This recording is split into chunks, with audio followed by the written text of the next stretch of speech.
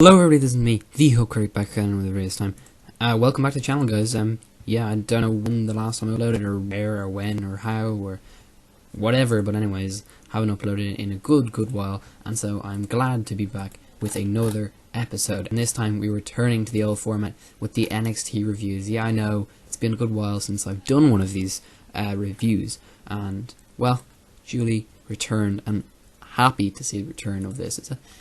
I'm very proud moment to be returning back to this. A format that you guys definitely enjoyed. A lot of hardcore fans of the channel usually stay tuned for these on a weekly basis, and definitely I'm returning. I haven't actually watched NXT in a good while, so it's exciting to return back. So I'll be a bit, it could be a bit rusty going into this. But anyways, let's talk about what happened on NXT, match by match, and then just going over things. So I think we're about 1.5 weeks away at the other NXT episode of next NXT that came out yesterday.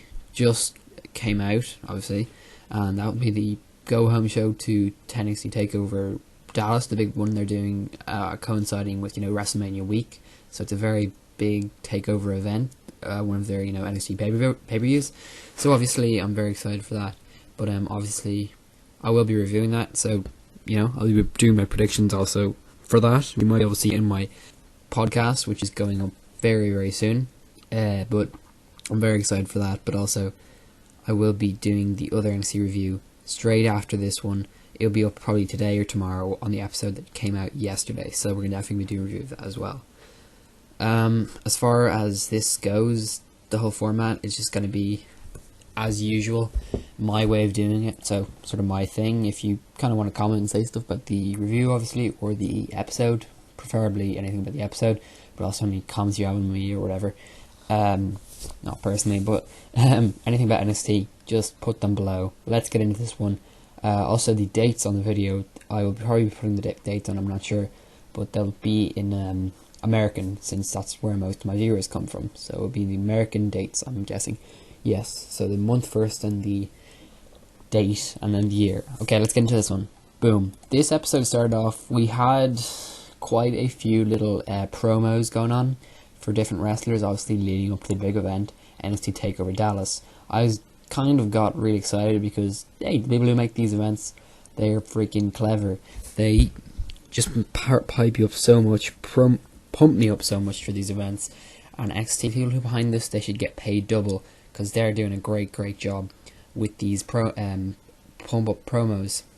We definitely see one for Finn Balor in his event against on the Dallas show, where he'll be defending his title against Samoa Joe. We just see a bit of background, and basically we also see something for just a couple clips, not too much. Got to keep that for next week. I'm guessing there'll be another big promo episode. Obviously we saw a little WrestleMania thing as well, just to put it in there to show you guys almost like a proud moment. There are people from NXT who are moving up to that main roster, and so that spot up there is getting a bit more relevant now to NXT, with all the superstars moving up. So the idea of that WrestleMania spot, the coveted spot, that could be taken up by these guys in a few months or a few years. So that's a very hopeful and hopefully good thing in the future for our business. Our first match, we see Elias Sampson take on Johnny Gargano. I've heard about this guy Johnny Gargano a few times. I kind of ring a few bells in my mind. I was kind of wondering who it was. Then I realized, this guy competed on a few different things. I heard about him in a podcast called Solomon Sounds Off. You may have heard of it, a very good wrestling podcast. He competed in some Evolve, I believe, another promotion where he basically, he was on the other day. And I think the rule they have on NXT or whatever, or the kind of independent promotions, you're allowed to compete them if you're on NXT, I believe for a couple of months or something. If you're not fully, you can probably have a part-time contract with NXT.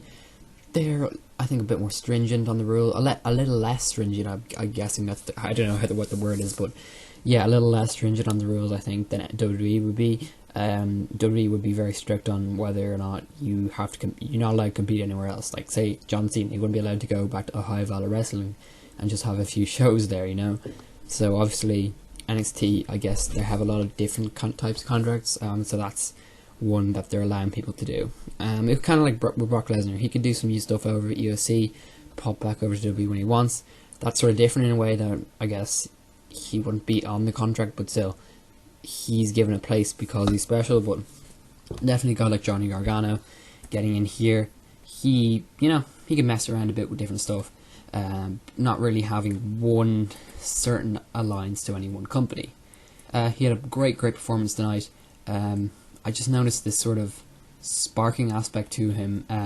Elias Sampson, known as a drifter, the kind of sort of drifter guy, they were kind of piping up on the commentary as somebody who's seen at train stations, I guess as sort of a hobo type guy, travels from place to place, asking for money off fans. That was kind of made me crack up a bit. I was like, seems kind of like a crappy gimmick. Totally very creative gimmick, I must say. Full props to the person who came up with that. But anyway, this one featured a win for Johnny Gargano with a roll-up. A lot of the offense was going Elias Sampson's way early on. I guess he had that British force to him. Beautiful move where he kind of kicks the heck out of Johnny Gargano and nails him with I believe he hit him with a clothesline, I think. Oh no, it might have been a strong thump to the face or something like that.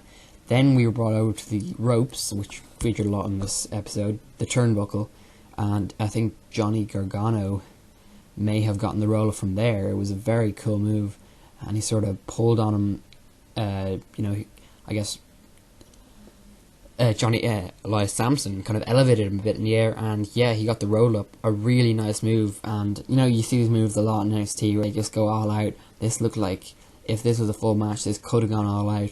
I was very surprised with the body types, they work so well together. But anyway, Johnny Gargano pulls out the win. This leaves Elias Sampson kind of shocked in ways. He's kind of dazed, he's fully there in the moment, I guess, in my ways, through the whole entrance and stuff. I could just notice this guy was, he was just kind of fading around the place. And my brothers would say about me, but yeah, he faded around. He was totally out of it, I would say. And yeah, this just kind of set him off, I guess. He kind of had a winning streak going into this and hadn't lost a single match coming into the business. I guess the commentators trying to pipe him up and saying, what is this guy about? We know nothing about him. And then suddenly, I guess a little bit of personality strung out, and we could see that through a few kicks he landed on Sampson outside the ring. So yeah, this move was freaking awesome at the end with the spear and obviously the cool finish with the roll-up, which actually kind of looked like different from the usual schoolboy foot roll-up we got at the end of matches, which I really liked. Sampson gets the nuts on the winner, Gargano, and he knees in the face. He goes from all these rough moves, brings him out of the ring, throws him against the apron, and gives him a bit of shuffle up, I guess. Then we see the entrance of Apollo Crews. Apollo Crews coming running down to the ring and actually breaks up this fight, right? Pushes away Gargano, kind of doesn't really make too much contact, goes over to the fallen Gargano, right? Pushes Sampson away. Sampson kind of backs off a little bit. I guess the face, I haven't seen Apollo Crews before. I heard a lot of good stuff about him, but obviously he's the ultra face. He kind of got that kind of Bobby Lashley look to him. Mostly the body type, a little bit more happy, I guess, to be there. That's how I describe him. He looks like a very ultra face type guy, like Sami Zayn to me. So I definitely think he could do a lot with that face alone. Apparently he's kind of smiles a lot as well. But anyways, he pushes away. I guess this kind of build up a match for, I'm guessing, Dallas, or a build up a sort of match next week, I'm guessing. But anyways, he kind of backs off, and then the match ends. That was a very cool thing there. But anyway, I had to just comment on that. Our next match was NXT Championship match. After a few little promos, a little promo backstage, I think, a few trailers and stuff for obviously future NXT events. It's getting very busy at the moment. Finn Balor, a guy who has to compete in a match with Samoa Joe. I guess this is a rematch. I think there was two men competing for that chance with Finn Balor. Finn Balor has held the championship for 263 days. I think one of the last comments on his reign, my NXT ones was actually when he won that. So it's been a very long time since they've done this. Since when he won that title, I've been watching NXT, but then I stopped watching after that. And so 263 days later, I guess you could say, after that Beast in the E show, damn, it's crazy he's got that belt, and oh no, that was a defensive, I think, but anyways.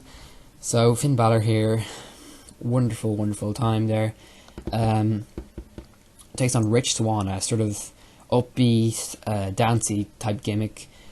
He goes for a few early moves that really surprised the heck out of me. I was like, okay, so this just random jar is actually taking a lot of moves on Finn Balor. He's very fast, very, very athletic. I mean, this guy shocked the hell out of me. He was doing Hurricane Ranas left and right on Finn Balor. He was getting a lot of offense in.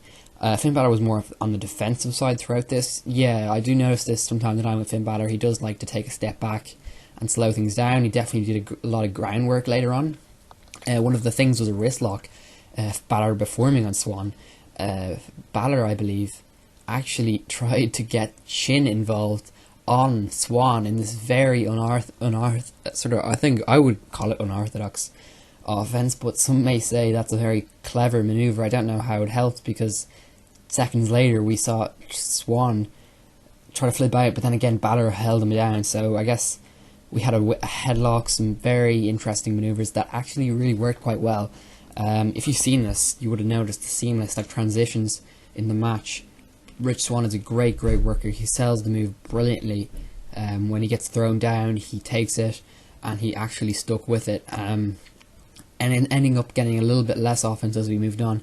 Finn Balor transitioned into a bit of craziness, a bit too much craziness, some might say. But honestly, this guy took over. Yeah, very even out match here, honestly. So for a guy that's like, you'd expect Finn Balor to brush over the easy win, he did have a bit of turbulence in the way there, but anyways, he launches out. He gets, I believe, his own couple of maneuvers along axe handle, followed by a bit of movement outside the ring. He pulls him outside the ring. He gets the kick, a lovely, what's the name of this kick? Because I'm kind of, covering from my wrestling hiatus a bit here, but that begins with an E. Yeah, I don't know what the name of the move is. Enziguri, I believe. I'm not sure on the terminology there. Gets a few moves outside, completely powers him down, and as all champions do, nuts down on the challenger, brings him back in, and then goes through 3 moves of doom, I'm calling him, for Finn Balor. A lot of signature offense for him with that running axe handle, which looked deadly. Absolutely deadly where it hit him. He goes for the kick, the double drop kick into the corner. So that was the first move, we can call it. The second move, he literally plummets down on him with the move called the coup de grace, which is quickly becoming a secondary move, not his first move when I've been watching his primary move. This is like a secondary move now. You hear the audience, they weren't even popping that much for that move.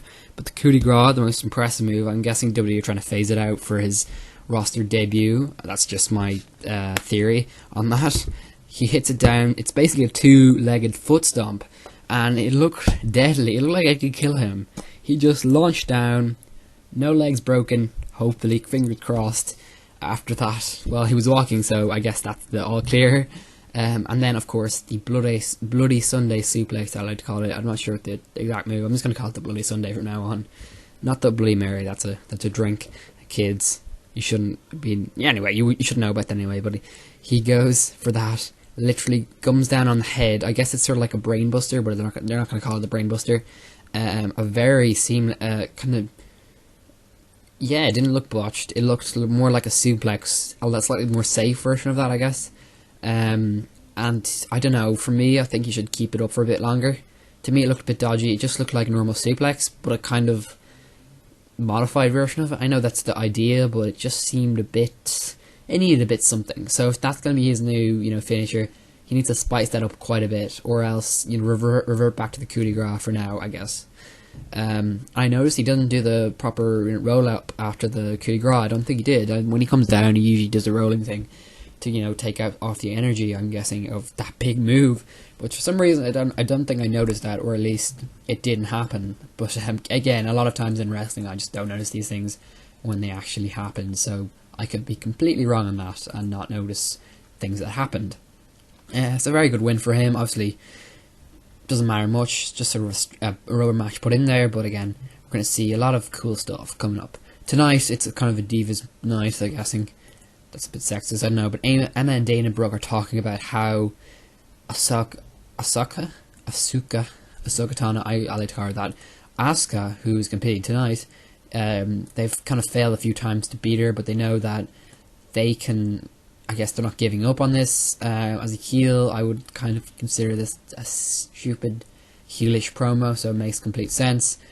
Emma, obviously, a while back, turning very, very well. She had a failed run on the main roster, then came back, and then completely changed face as heel.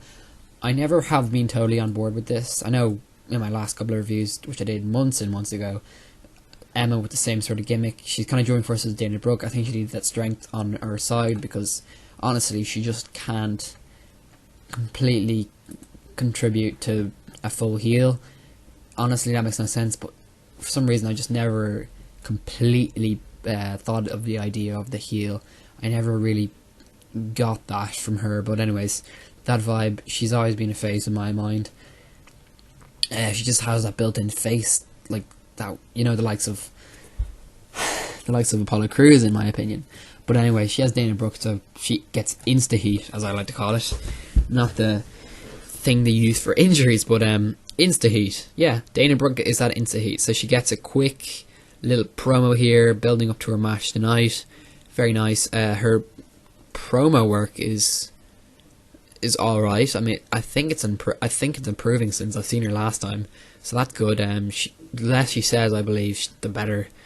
Dana Brooke took all of that, she's definitely the mouthpiece, so this is a very good, like a match made in heaven, in my opinion. Gives time for, Emma to work on her in-ring product, which we'll see tonight. I'll scrutinise over that for a bit, but Dana Brooke also gets a chance to go on her oral work, and even, I guess, pump her up for probably a scheduled match she's going to get with some diva later on. So we can obviously see her in a singles push quite a way. I know she's kind of hated for this, but to me, she's one of the ultimate.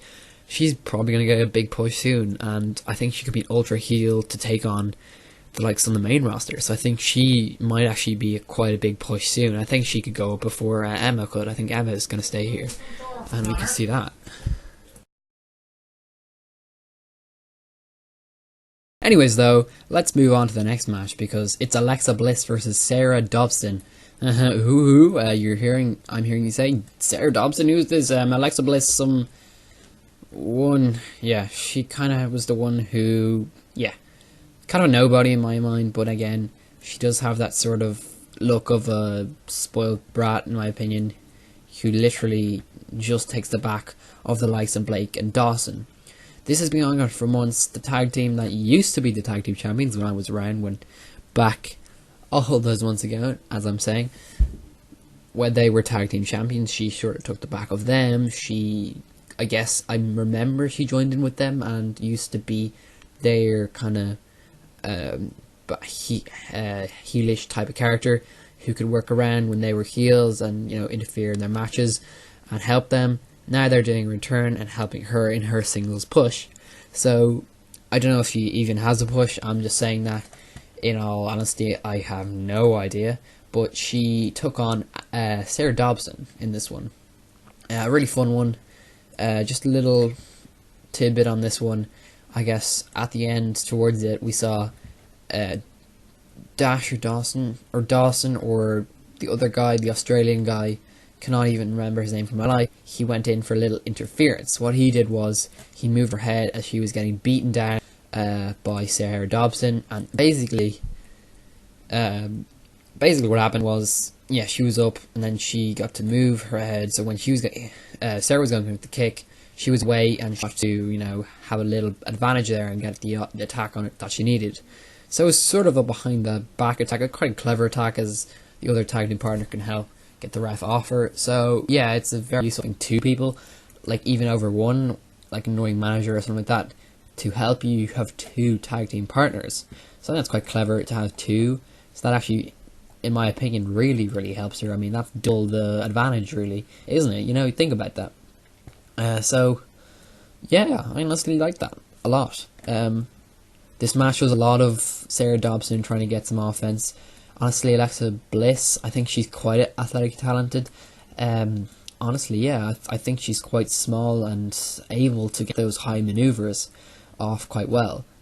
She definitely had that obviously mean streak to her in this match, which I think, you know, that obviously shades a bit of the actual athletic prowess. So I really want to see what she can offer in more, I guess, even circumstances without the two Dash and Dawson. So I think it's only Blake and Murphy, I should say, that's their names. I keep mixing them with a different tag team. But anyway, sorry about that. Blake and Murphy. I think she needs to get away from them just to see some of that actual, you know, you're never going to see that until you sort of like actual, you know, Charlotte.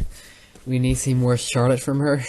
I'm going to say that from now on when I'm referring to women's in-ring talent. We need to see more of that, okay? That's what we want to see. I know that's the thing. We need to see, like, DV's give Divas a push. We need to see that more in NXT in reference to these type of characters. I know I might be saying I still like this sort of thing going on as well, just a heel. Yeah, she was well as a heel. So obviously after the match, she kind of confided with her two people after a no contest finish, I don't believe. Wait, was it? You know, yeah, she ended up winning the match, I believe. So yeah, she confided with her partners in crime. Connotations on that. Not sure what the complete deal is with them, but I think they're still pretty tight, even after their tag team loss. Surprised they're still together. I don't know. Is it just NXT having nothing to do for them, or I don't know. But anyway, guys, yeah, moving on from these hooligans. Our next match was Bull Dempsey versus Danny Burch. Don't know who the hell Danny Burch is. But anyway, Bull Dempsey, Bull Fit, as he's been called, he's gotten down to 299.75 pounds, which I believe is a joke, as if he lost a quarter of a pound. I don't know how you can only lose a quarter of a pound. That's water weight. That's less than water weight. Just, you know, stop going to a sauna before the match, I believe. He's obviously having that program, still having the program since last time, so nothing's really changed, guys. I mean, Dana Brooke is still annoying, and Bull Dempsey's still doing his Get Fit promo. It's gotten, I guess it's gotten him a push, but I don't know if this is really working, in my opinion. I haven't heard much of him very much since. So he's still in the same program. They're obviously stuck around with it. They're in for the long haul. I'm very surprised that they would say maintain to this for so long. You know, NXT are constantly changing brand to completely, I don't know, ignore some people's requests to get this guy a push. Bull Dempsey is gotten all these tracky suit on. He's gone out for a jog. He looks completely sweated as he comes to the ring. I don't know if that's for comedic effects or just scarily true to what's happening in real life. Because if you do know in real life, I think he is apparently like that in real life. Imagine though if he is, because that would be hilarious. I mean, this guy can barely walk down the ring. When you hear William Regal talk about him, it seems almost real. Like, so I think that's kind of where a lot of the comedy comes from. It looks realistic. Like, he could literally be this in real life. He has the same physique as a 40-year-old American, and honestly, he might as well be sitting on a couch. Or he might as well be, you know, fighting his way through a quarter pounder and a bottle of soda, because he looks friggin' fat as hell in this match. Anyways, it goes down to no DQ. We see the interference of Samoa Joe. I guess he's trying to, you know, show some dominance after not really having a match tonight, which I thought was a little weird. But anyway, Samoa Joe, obviously probably going to compete next week, I'm guessing. They're going to give him a go next week. But anyway, he goes in, interferes, basically asserts himself, and saying, well, he gets chokes out on two of them with the Kanara lock, I think it's called. Don't quote me on that. It's Kanaka lock, I think. It's the one where he hugs them. Yeah, that one. He hugs them from behind. It's a big spoon gone wrong. And says he's coming for the title. Yeah, Samoa Joe, he's the heel, obviously, fearsome lad. You can tell that he doesn't need to say much. He's gonna show. He just straight up looks in the camera and goes, actually don't usually do this where you look straight in the camera, but he does this anyway. He doesn't care. He's basically talking directly to Finn Balor. I love this, where he says, you know what, I'm coming straight for you. And obviously he's got that physical prowess that Finn Balor doesn't really. He's got the big, size, so I think that's his main scare factor. So I believe you don't even just can talk. His body can talk for himself, really, can't it? And his work in the ring. So I just love that finish. And so it goes to a no contest. Don't have many of those these days, do we now?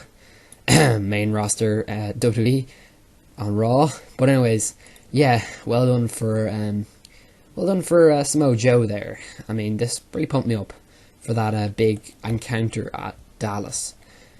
Our main event of the night. Before we finish up, obviously I've been pushing this quite, haven't I? Yeah, I have. Asuka, I believe how you pronounce it. That's how I've heard everyone else pronounce it. Versus Emma. You obviously saw that little promos up earlier, and so kind of excited for this one. So yeah, Asuka, I've heard quite a bit about her from Japan. I believe they acquired her a couple of months ago, and she's been obviously appearing on WWE quite recently for the last couple of weeks. So she's automatically built in for a program for Dallas. I mean, that's awesome. She's kind of like the female version of the newly brought over Shinsuke Nakamura. Same sort of thing. She's very strong, and she just reminds me of like a mix between like, I don't know. Yeah, she's just really fearsome wrestler. I don't know, kind of reminds me of Awesome Kong from TNA. That in WWE she was Karma. I don't know, but like faster, I think a more admirable version because she's smaller, and she can also do the stuff that Awesome Kong wouldn't be able to do. Just quicker around the ring, able to compete very, very well in this match. Some highlights of this match were her awesome arm bar lock, and the leg bar lock. So she worked on two different parts of the body, very skilled, and the movement around the ring effortless, and the movement from between moves really, really good. Emma surprised me. She did quite well in this match. She's using obviously the ring a lot, as the heels do, for her advantage, keeping Asuka grounded quite a bit, and movement slowed her down in the same way that Finn Balor did early on against Swan. So yeah, Emma did a great job trying to ground the Asuka. I know I have to, importantize that, but anyways, I did. Asuka, yeah, absolutely loved her in this. She didn't show too much, but she was obviously keeping that for her pay-per-view debut, I believe. But she had a great couple of moments here where you're just like, oh my god. She can showcase so much. The way she just goes in for the hits on Emma, it's like, oh my god, she does that amazing, and she's fierce and absolutely. And she even the mask she has on before, and it's just like we're revealing this great character that we haven't even seen yet, but we just know this is gonna be good. Like Finn Balor, you just know in the body movements and everything, you can see this great character take shape, and the enigma of Asuka with I just love the whole surrounding of it. But then she comes out, and I think she has a cloak on or something. She takes it off, and then she looks like Bayley. I don't know what's up with the ring gear. Like the Ultimate Warrior, Bayley, bad combination. It doesn't look good. But again, she's probably going to keep with it if people like that. Her hair is cool, and that's the only time I'm going to say that in a review, that someone's hair is cool, because it's freaking amazing. And obviously I'm not going to say that very often about anybody. But yeah, ring work, awesomeness. Any highlights of this match? Let me just remind myself here. She's an ankle lock, that's what it's called. A great ankle lock. Emma sends Asuka tumbling outside, but doesn't last for long, as Asuka quickly asserts herself back in. Then she proceeds to take the absolute proverbial out of Emma with some shin locks before slamming Actually, no, that's wrong. Huh. Attacking her, just complete out of her, punching her, and then getting in the running kick to the face. First, she hits it with a German suplex, damaging the legs. So that's a very good methodical mind I can see with her, and then goes for the sort of side kind of submission move, which ends up winning her the match. Obviously, I mean, people on the internet are saying this all the time, and it's obvious. Why would she not win? That's obvious. It's it's a no-brainer. Obviously, she's going to win. She's sort of the side submission type thing where she puts her on her side and then kind of cowers over her, but also getting the arm around with one of the arms behind her back, and then putting the arm around her with like a I don't know what you call that, kind of submission there. But a very cool one. Thank you guys for watching this one. I would definitely I like this NXT episode, very enjoyable. For the 23rd of March 2015, probably displayed at 3/23/15 or 2016. That's the year. We're just 2 weeks away from that Dallas show. Quite a good build up for that. I mean, I've only seen it this week, so I'm only a speaker of this one, but a very enjoyable one whatsoever. A quick note on these reviews. They will probably not be as long as these in the future, maybe 15-20 minutes as opposed to this 30 minutes. This is just a special one for the first episode. I don't know if I'm going to go that long in the future, but anyway, a really, really enjoyable episode. Highlights of the night, I don't know, probably Asuka. I haven't seen her before, so obviously it's really good to see an up-and-comer like this. I'm not even going to say up-and-comer, I think I'm just going to call it a superstar from Japan, because she had a little bit of a video package before this, so it was good building up. For me, as a newbie to her, like most people are, we haven't really seen her stuff, and don't plan on seeing her stuff in Japan. So, for us, I guess, naive Americans / British / Irish people, very good to see that, and just a very, very intriguing personality I want to explore more and more of. See you all next week. That was a great one. So thank you guys for watching this one. Subscribe for more. I'll be doing these NXT reviews every single week. This is a special week because obviously I came up late, so I'm going to do the one tomorrow for this week's episode as well. And then, of course, predictions for Dallas and then the Dallas review. See you all next time. Have a good one. And, of course, enjoy yourself. I will see you all next time.